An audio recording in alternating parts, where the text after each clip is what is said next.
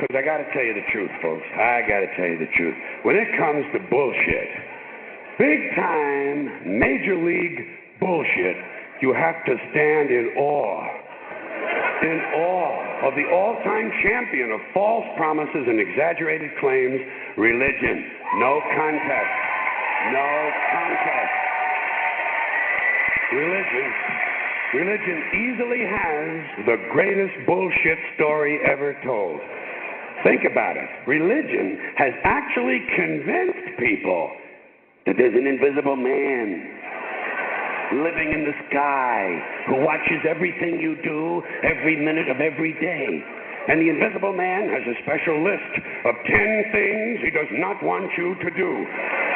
And if you do any of these 10 things, he has a special place full of fire and smoke and burning and torture and anguish where he will send you to live and suffer and burn and choke and scream and cry forever and ever till the end of time. But he loves you.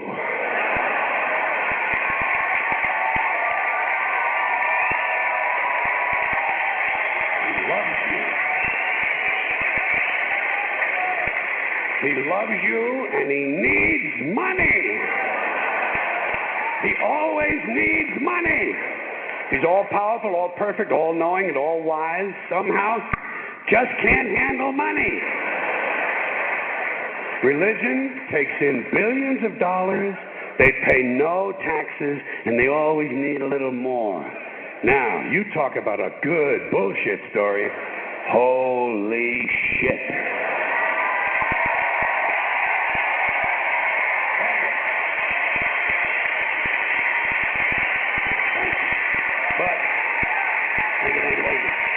Thank you very much. But I want you to know something. This is sincere. I want you to know, when it comes to believing in God, I really tried. I really tried. I tried to believe that there is a God who created each of us in his own image and likeness, loves us very much, and keeps a close eye on things. I really tried to believe that, but I got to tell you, the longer you live, the more you look around, the more you realize something is fucked up. Something is wrong here. War, disease, death, destruction, hunger, filth, poverty, torture, crime, corruption, and the ice-capades. Something is definitely wrong. This is not good work. If this is the best God can do, I am not impressed. Results like these do not belong on the resume of a supreme being. This is the kind of shit you'd expect from an office temp with a bad attitude. And just between you and me, in any decently run universe, this guy would have been out on his all-powerful ass a long time ago. And by the way, I say this guy because I firmly believe, looking at these results, that if there is a God, it has to be a man. No woman could or would ever fuck things up like this.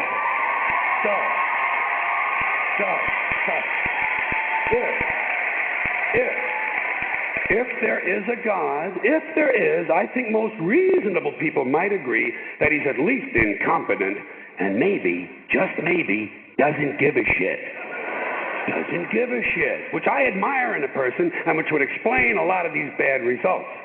So rather than be just another mindless religious robot, mindlessly and aimlessly and blindly believing that all of this is in the hands of some spooky, incompetent father figure who doesn't give a shit, I decided to look around for something else to worship, something I could really count on. And immediately, I thought of the sun. Happened like that. Overnight, I became a sun worshiper. Well, not overnight. You can't see the sun at night. But first thing the next morning, I became a sun worshiper. Several reasons. First of all, I can see the sun, okay? Yeah. Unlike some other gods I could mention, I can actually see the sun. I'm big on that. If I can see something, I don't know, kind of helps the credibility along, you know? So every day I can see the sun as it gives me everything I need: heat, light, food, flowers in the park, reflections on the lake, an occasional skin cancer. But hey, at least there are no crucifixions, and we're not setting people on fire simply because they don't agree with us.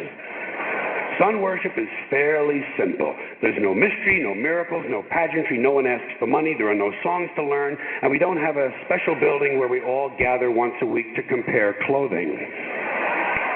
And the best thing about the sun, it never tells me I'm unworthy. Doesn't tell me I'm a bad person who needs to be saved. Hasn't said an unkind word. Treats me fine. So I worship the sun. But I don't pray to the sun. Know why? I wouldn't presume on our friendship. It's not polite. I've often thought people treat God rather rudely, don't you? Asking trillions and trillions of prayers every day, asking and pleading and begging for favors. Do this, give me that, I need a new car, I want a better job. And most of this praying takes place on Sunday, his day off. Not nice. And it's no way to treat a friend. But people do pray, and they pray for a lot of different things. You know, your sister needs an operation on her crotch. Your brother was arrested for defecating in a mall. But most of all, you'd really like to fuck that hot little redhead down at the convenience store. You know, the one with the eye patch and the club foot, huh? Can you pray for that? I think you'd have to. And I say, fine, pray for anything you want. Pray for anything. But what about the divine plan? Remember that? The divine plan. Long time ago, God made a divine plan. Gave it a lot of thought, decided it was a good plan, put it into practice. And for billions and billions of years, the divine plan has been doing just fine. Now you come along and pray for something. Well, suppose the thing you want isn't in God's divine plan. What do you want him to do? Change his plan? Just for you? Doesn't it seem a little arrogant? It's a divine plan. What's the use of being God if every rundown schmuck with a $2 prayer book can come along and fuck up your plan? And here's something else, another problem you might have. Suppose your prayers aren't answered. What do you say? Well, it's God's will.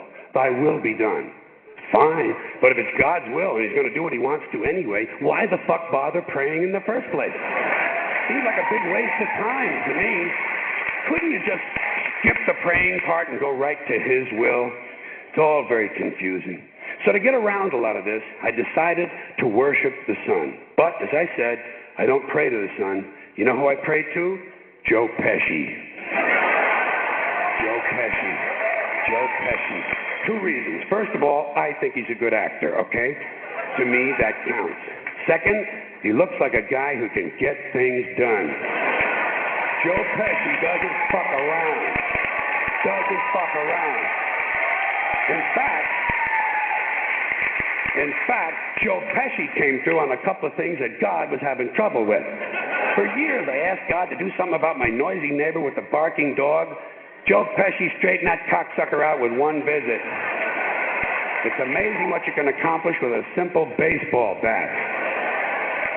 So I've been praying to Joe for about a year now, and I noticed something. I noticed that all the prayers I used to offer to God and all the prayers I now offer to Joe Pesci are being answered at about the same 50% rate.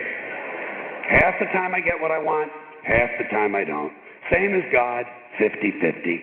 Same as the 4-leaf clover and the horseshoe, the wishing well and the rabbit's foot. Same as the mojo man. Same as the voodoo lady who tells you your fortune by squeezing the goat's testicles. It's all the same, 50-50. So just pick your superstition, sit back, make a wish, and enjoy yourself.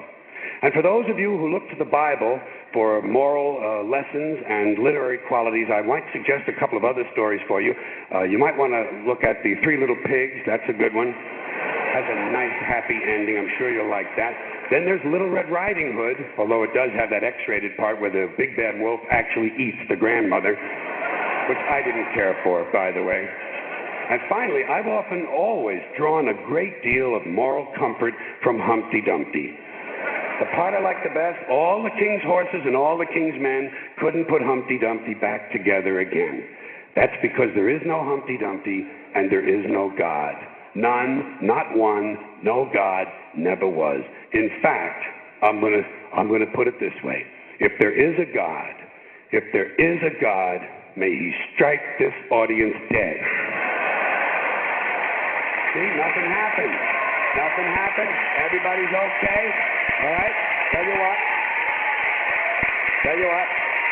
I'll raise the stakes. I'll raise the stakes a little bit. If there is a God, may he strike me dead. See? Nothing happened. Oh, wait. Got a little cramp in my leg. And my balls hurt. Plus, I'm blind. Oh, now I'm okay again. Must have been Joe Pesci, huh? God bless Joe Pesci.